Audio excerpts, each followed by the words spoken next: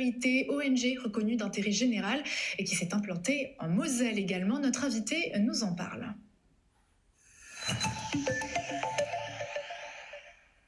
Guillaume Ridge, bonsoir. Bonsoir. Merci d'être à nos côtés. Alors, vous êtes cofondateur de l'association.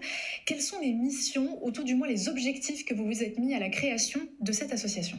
Alors, l'association de la francophone de la solidarité a pour but d'inspirer et d'agir justement pour l'écologie et la solidarité sur l'ensemble des territoires francophones. Et ça s'articule autour de 3 axes. Donc, le premier axe, c'est un axe de sensibilisation, notamment auprès du public scolaire et aussi des professeurs, des associations, des institutions.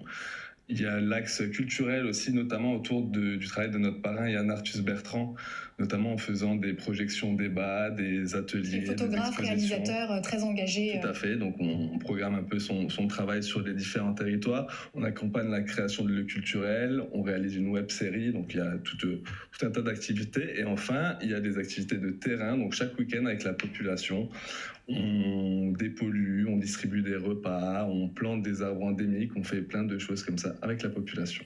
Quand on regarde un petit peu l'historique de cette jeune association, il faut le dire, pas mal d'actions humanitaires menées dernièrement, comme au Congo par exemple, ou encore en Nouvelle-Calédonie. Les territoires, on le sait, qui ont de grands besoins.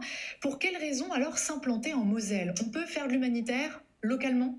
Alors, déjà sur l'humanitaire, il y a aussi l'écologie de l'autre côté, et je trouve que comme c'est un problème mondial, peu importe où on sensibilisera, ça aura un intérêt. Et oui, je trouve que c'est une région aussi, une ancienne région industrielle, où je pense que en termes d'écologie et d'humanitaire, il y a peut-être des choses à faire aussi, apporter de la culture gratuitement au public, pourquoi pas parler aussi de transition écologique par rapport à l'industrie dont je parlais. Donc, et puis c'est ma région d'origine que j'apprécie particulièrement, donc c'était naturel de choisir la Moselle et le Grand Est. Quels sont les types de projets que vous avez envie de mettre en place quand vous parlez de sensibilisation ou même d'action sur le terrain ? Ça serait quoi, par exemple ? Alors nous, d'habitude, ce qu'on a l'habitude de faire, c'est des formats où on demande à la population de venir participer, de se réunir, par exemple, le samedi matin. Soit c'est des choses qu'on va amener nous, parce qu'on a repéré, par exemple, un endroit à nettoyer, le bord d'une route. Ou alors, on peut avoir l'appel de quelqu'un qui veut organiser quelque chose. Donc, nous, on apporte un peu le matériel, le savoir-faire.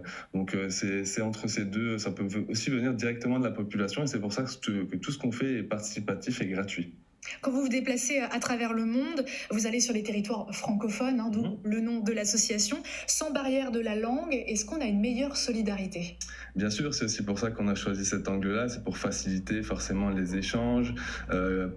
La langue, ça dégage un rapport supplémentaire, je trouve, entre les êtres humains. Ça permet de beaucoup mieux se comprendre. Et ce qui est aussi intéressant par rapport à ça, même si on partage la même langue, c'est de se rendre compte que les cultures sont très différentes, parfois même en France, quand on parle de l'outre-mer, et les problématiques aussi, notamment autour de la solidarité et de l'écologie. Je reprends l'exemple de l'outre-mer, on va plus parler de problèmes de monoculture, de montée des eaux, etc.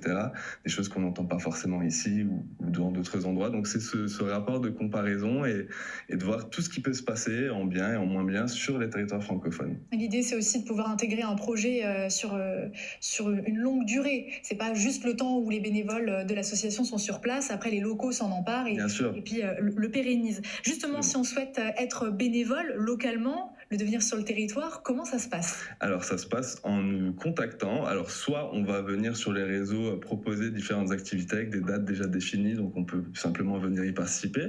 Soit ce qu'on apprécie aussi beaucoup, c'est les appels. Donc on reçoit beaucoup de mails ou d'appels comme ça, de propositions. Est-ce que vous pourriez venir dans ce coin parce qu'on a repéré justement des choses à nettoyer ou parce qu'on a vu qu'il y avait une famille qui était en détresse. Donc on répond aussi aux appels comme ça. Donc n'hésitez pas à nous contacter, à nous suivre sur les réseaux.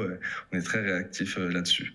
Et un site internet très détaillé également. Merci beaucoup d'avoir partagé tout cela sur ce plateau et puis à bientôt. À bientôt. Peut-être sur le terrain d'ailleurs. On l'espère, on vous attend.